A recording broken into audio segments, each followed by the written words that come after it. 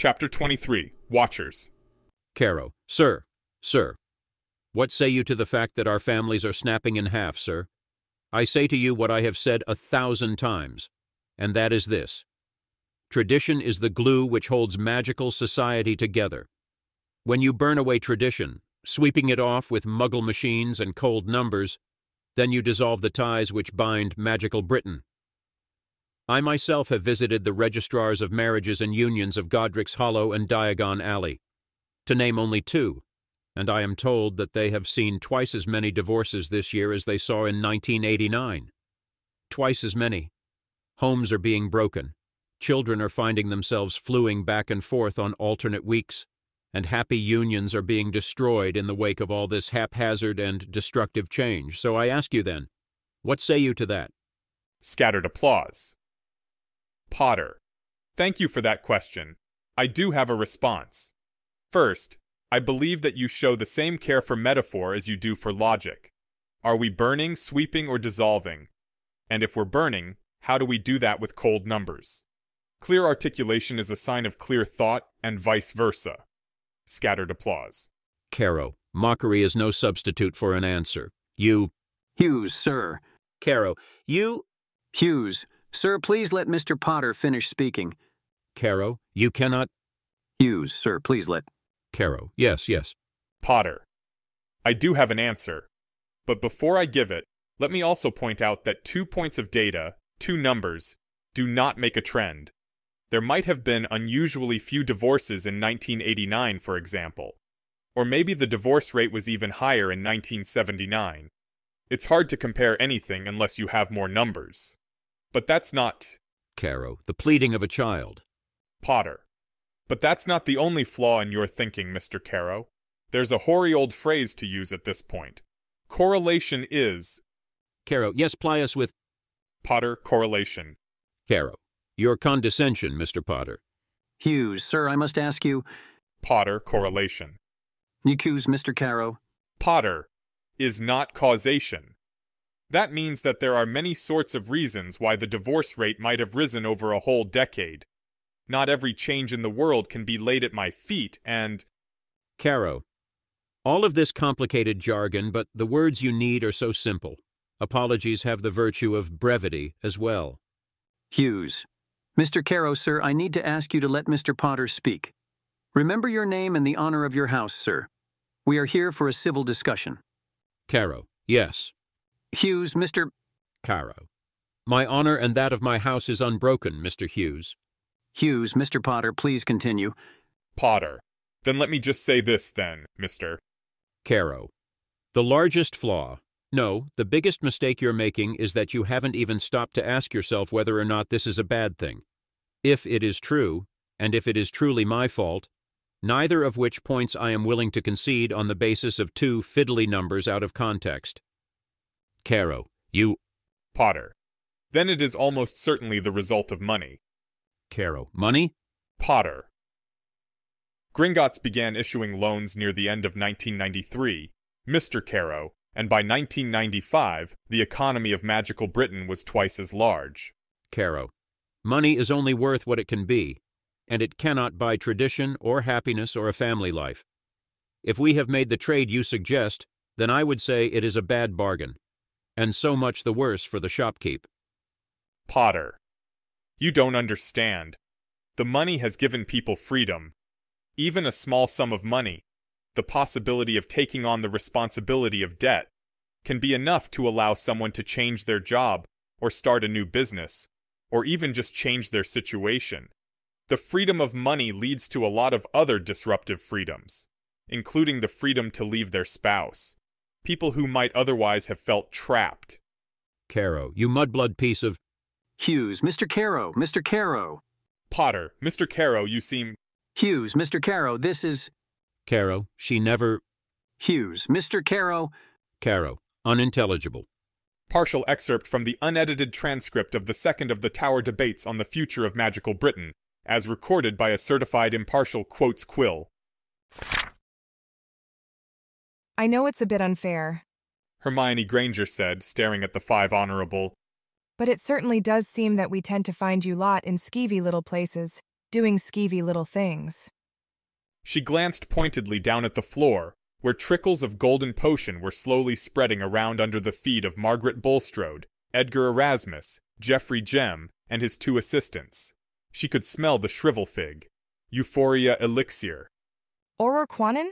Hermione called over her shoulder, past where Hiyori was standing at the door. The returned witch stepped aside to admit the Auror, without ever taking her eyes or wand or glower off of the captured wizards and witches. Quanon also had to edge past the gentleman she'd brought with her from the DMLE, Gerald. He was some sort of recorder, taking notes of raids like this one. An ineffectual attempt at holding Aurors accountable, Hermione thought. Quanon looked irritated at the whole production. The Aurors feel like they should be running the show, first through the door. But there's just no reason to let them take those kind of risks. Not when I'm here, she thought. She glanced over at the Auror again. Quanon was relatively tall, considering her Japanese heritage, with a round face, a scattering of light freckles, and a flat nose. She was one of Alastor's, and was usually in the tower. For the time being, though, she was here on Harry's behalf, along with 4 more Aurors from the DMLE. Harry had needed someone here, after all. Needed some eyes and ears on her honorable hunt.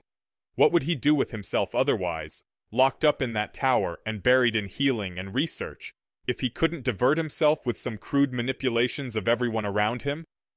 Not that manipulation, per se, was her complaint. It was just... Harry never learned. After their first year, including the trial and the troll and that terrible time at the end, he never really changed. He just became more, well, Harry-like. He hadn't learned the real lesson she thought he'd take away. If you try to use secret knowledge to manipulate complex situations about which you have incomplete information, then things will get very bad, very quickly. It was very hard for any person to be smart enough to manage that, and it was stupid to try when you had friends. It was nihil supernum, after all, not nihil par. But the stubborn man hadn't learned then, and so Walpurgisnacht had happened, and he still hasn't learned, she thought bitterly, even after the price we paid. Hermione almost lifted her hand to touch her neck, but stopped as she realized what she was doing. No time for this sort of dithering. She brought her thoughts back to the present situation. Time for me to butt out a bit. I'll make myself her asset, rather than her superior. She's probably better at this than I, anyway. Auror Quanon, this isn't really my sort of thing, she said, turning and smiling at the Auror, slightly lifting her shoulders to indicate her ignorance about the next proper thing to do. You were kind enough to let me pop through here quickly, to keep the miscreants here. Maybe you could take the lead from here? Yes, well, said the Auror, looking around the room before focusing back in on the 5 honorable. this is some trouble here. Jem noticeably shrank back into himself, seeming almost to fold his thin body over. The witch and wizard that were his assistants took things a little bit more in stride, as though stunned and out of place, with confused expressions. Hermione was fairly sure they were still riding down a dose of euphoria. Erasmus, on the other hand, puffed up his chest. He was red in the face, and with the coloring of his hair, he looked humorously similar to a large carrot. There's no crime in printing and distributing a newsletter, or in conducting private researches, I think. Even in today's Britain.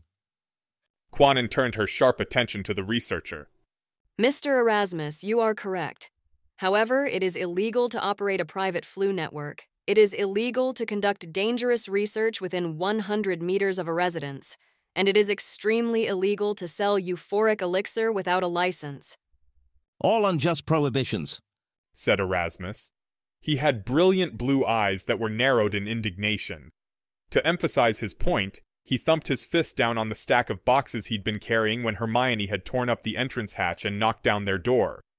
Who is the government to say what I do with the flu, where I can do my research, or what potions I brew, eh? My research is my research. I recall your research, sir, said Quanon, her mouth tight. The former tower researcher had been studying the construction of magical machines, Hermione recalled, before he had been fired, his research confiscated, and key memories obliviated.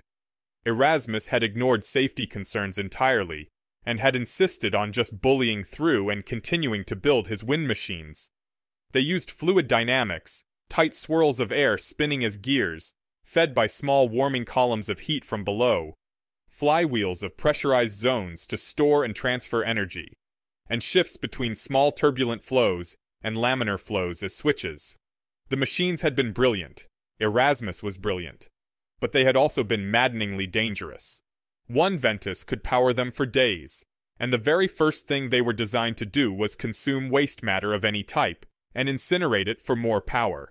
If Erasmus had moved his investigations of Muggle science out of engineering and aerodynamics and into something like computer programming, the danger had been unbelievable, even by magical standards. He was almost a cartoonish figure, the mad scientist with no concern for consequences. Harry had not only been apoplectic, he'd been outright offended. Hermione supposed that the setbacks they'd given Erasmus, including the changes to his memory, were probably enough to ensure everyone's safety. But to see him right back at it, only now without any supervision, they'd need to do something somehow. It needed thought. For now, at least, it looked like Erasmus wouldn't be a danger for a while. In the States, anyone can set up a flu. It's not right that there's only one flu network in Britain, offered Margaret Bulstrode. She was a beautiful young woman, but clearly quite out of her depth. Hermione knew Margaret slightly. She'd been several years ahead at Hogwarts, and the Aurors in charge of investigating the Diagon bombing had brought her before the Wizengamot for examination on the basis of an informant's accusations. Nothing had come of it. I wouldn't know about that, I'm afraid, said Quanon, her voice hard. But I do know it's illegal here, just like faux flu is illegal. Is that the genuine 2 sickles a scoop on your mantle? Yes, said Erasmus, puffing out his cheeks. Said Quanon noncommittally. She walked around the room, looking sharply into corners and at everything around. What else you have here, eh? Come on, Gerald. She headed through the other door, into a hallway or another room. Gerald followed her with his floating parchment and quotes quill, looking nervous. This is a private facility, called out the Weasley gem, hugging himself. He'd put down the crate he'd been holding. You have no call to go snooping. He trailed off, uneasily. His fear of the goddess and Hermione's supernatural air of innocence were probably confusing him. That sometimes happened. She's an Auror, said Hermione. The Tower and I have proper search warrants and habeas corpus and seizure rules planned out, but we haven't gotten there yet. For now, you're stuck with the traditional system as we found it. Seems to mostly date back to the 18th century, with some modern bits like hit wizards stuck on. But tradition is best after all, isn't that right? Need to taunt as a distraction. Best not take it too far, though. Susie seemed to think it was funny, though, smirking as she walked to the crates of copies of Unbreakable Honor and sat on one. Good for thee, but not for me, as the saying goes, love, said the returned. Erasmus huffed again. Under any system of justice, Muggle or magical, this is out of order. Hermione approached him. How so? I'd be interested to hear you defend this, Edgar. She gestured at the crate of broken potion and clasped her hands in front of herself. Did your research ever lead you to encounter the notion of wireheading, I wonder? You were famous for fighting bullies back when you were at Hogwarts, said Margaret suddenly and loudly. Chess, picheshu and all that, but now you are a bully. Ah, that'll do nicely. Hermione smiled again and turned to face Bulstrode. She approached very close and stared at the woman. She was a little taller than Margaret, and she knew she was quite intimidating. She let the smile fade from her face and lifted a finger. She poked it into Margaret's chest and said, coldly now, Don't hide behind loose categorizations. Say what you mean. You're being persecuted, are you? She plucked at Margaret's robe at the shoulder and then again at one of the pockets, contemptuously and dismissively, as though the woman were a bit of lint. You and all of Draco's loathsome death worshippers, piling all your prejudices and ignorance up into a single lot. She walked around Margaret as she spoke, and took the opportunity to surreptitiously drop a button, one she'd removed from Margaret's pocket and palmed, into her own robes. I'll say what I mean, all right? Replied Margaret. Her voice barely shook. You lot have taken over, and you've done a lot of good things. But there's a natural order to the world, and you've broken it. You've done some of the darkest of rituals. It's the only way things even make sense. And you're eating up all the rest of the world, state by state. If you keep going, the world won't even be recognizable. No traditions left, No people thinking their own thoughts in their own ways. You want everyone to be the same, like the porcelain dolls that come out of the tower. Rejuvenation. It's just control and replacement. Draco has always had a silver tongue, said Hermione scornfully. She's just parroting back what she hears. This was the danger of letting things go this way, Harry. They're cementing in these ideas. It's hard enough to get people on our side, but to win over those who actually hate us this much? You knew I'd never agree with this plan, that I'd point out it was extravagant and risky and impractical. The slow victory is better than the fast loss, Harry. But Harry wasn't here, and there was no point venting now. Bend before the storm, and surprise her. You might be right in some ways, Ms. Bulstrode, she said, walking away. She saw Hiyori raise an eyebrow from her position by the entrance, and flashed a quick smile at the returned. Hermione turned back around to face the Honorable. It's dangerous to discard a lot of traditions. Many of them survive from century to century because they serve an important purpose. Mimetic survival, mutation, variation, and evolution. Unconscious memes have ensured their own survival by virtue of the same qualities of ruthlessness that successful genes display. She quoted. The Selfish Gene by Richard Dawkins, page 198. Her brain automatically supplied. It's something we should be more careful about and we want to avoid when we can. Was there any specific tradition that you are unhappy about losing? Margaret was silent for a long moment. Hermione folded her arms and waited patiently. It wasn't even an act. She was honestly interested to hear the answer. How about Quidditch? Said Margaret after a while. The tower wants to get rid of that. Well, he did want to change it, yes. Hermione said. Not get rid of it. Harry isn't much for sports in general, I'm afraid, and I don't think he ever quite understood it, especially the snitch. Muggles have a similar sort of thing called test cricket, but I doubt Harry has ever played or even watched it. They sacked all the Quidditch regulators, said Margaret in reply, strength coming into her voice. Closed down the whole game section of the Ministry.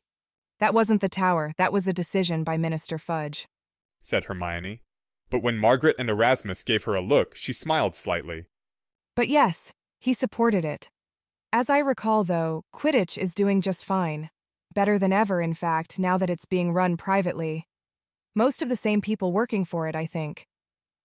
Quanon returned at that moment, Gerald in tow, shaking her head. Fairly plain about the research being done here, and the euphoria being brewed. We'll get some people in here to collect all this, but I think you should all try to think of a good solicitor if you know one. She headed up to the entrance and waved in the Aurors who were standing idle in the corridor. Come on through. Back room's there, bag up the lot. Leave the experiments inside the circles until we can have someone bring them out with precautions. I imagine they know some people who can help, said Susie. Malfoy? Said Hiyori from behind Hermione scornfully. Be careful with my research, said Erasmus urgently. He was turning red again with anxiety. I'm within a hair of a working Zimara machine. Perpetual motion? Maybe I can stay and take a look, thought Hermione. Any way we can help, Hedley? She asked hopefully. We can stick around if you would like some assistance. Thank you, but I think we have it in hand, said Quanon. Hermione probably should have let her go first. There would have been relatively little danger. Lesson learned. Then I suppose we do have things we can get up to. Thank you, said Hermione. She nodded at her returned, and they all headed for the exit. It was true after all. They had some parchments to read. As they made their way out, Hermione reached into her robe and picked up the Everlasting Eye. When she'd seen Bulstrode out on the streets of Nocturne Alley, it had been easy enough to step aside, slip on the cloak of invisibility, and sprint on around ahead of her. She'd dropped the listening device into Margaret's pocket after tripping her with an invisible foot. Let's find out who escaped our rage, shall we? She asked the two returned witches. Susie smiled. We are faced right from the beginning with a difficult task. It is a task so immense that most wizards never even notice it, any more than they notice their eyelids. Indeed, when I began this chapter, I sought out dozens of the most learned wizards in Britain, only to discover that no more than one or two had ever given any thought to the problem. Madame Hopkirk of the Department of Mysteries herself was able only to point me to 3 or 4 dusty volumes of consideration. none of which I could read. The obstacle was the same one previously encountered, dear reader, when I attempted to research the history of Hogwarts. No consideration is given to those for whom the interdict is a forever insuperable obstacle. Subsequent conversations will allow us to piece together some basic ideas, if they must be rudimentary of necessity. So then, what is magic? The physical realization of an inner spirit? The action of a demon working on one's behalf? A demand made on some hidden set of rules to the universe? We set our education and wits to the task of explaining many things we might see in magic. A large proportion of magical effects conform, depend, or otherwise interact with the emotions, expectations, wishes, or willpower of the caster. Magic seems to operate almost entirely on a human scale, even including wholly subjective aspects of modern life. The linguistic components of spells are all well suited to the human tongue, and most even seem to derive from Latin or Greek roots. The history of magic begins in Greece, as Madame Bagshot has instructed us, but was that necessity or coincidence? Magically created matter is mundane matter in most respects. Magic interferes with Muggle machines in some unknown way, yet to be discovered or classified, and thus seems inherently inimical to machinery in a spiritual sense. The ability of humans to do magic varies, with most people unable to do any magic at all, others having only the very tiny magic of a squib, and some having enough magic to cast spells. Many plants and animals also possess magic where others do not. Magic is hereditary, and so must be a trait like hair color or height that is passed from parent to child. It is widely known that magic has been decreasing over time, which means that it must be going somewhere. When these phenomena are fully internalized and realized, we may thus see that the demon theory of which we spoke earlier must be the correct one. It explains all of the above conditions, as the demons consume magic to live, make war on rival machines, live within the body to touch upon the mind, and are passed from parent to child like a Sallofax infection. A Squib's Eye View, by A.F. Leading. It is abundantly clear that Mr. Lighting is not only a squib, but also a fool. We may pity him for his limitations in magic, but we should pity him even more for his limitations in reasoning. It is impossible to understand the true nature of magic. Atlantis' fall put the source of that knowledge out of time and out of our reach. This may be the ultimate tragedy of this book. Left with no purpose, what else is Mr. Leading to do but construct fantasies and try to know the unknowable? Excerpted from American Mage's review of A Squib's Eye View.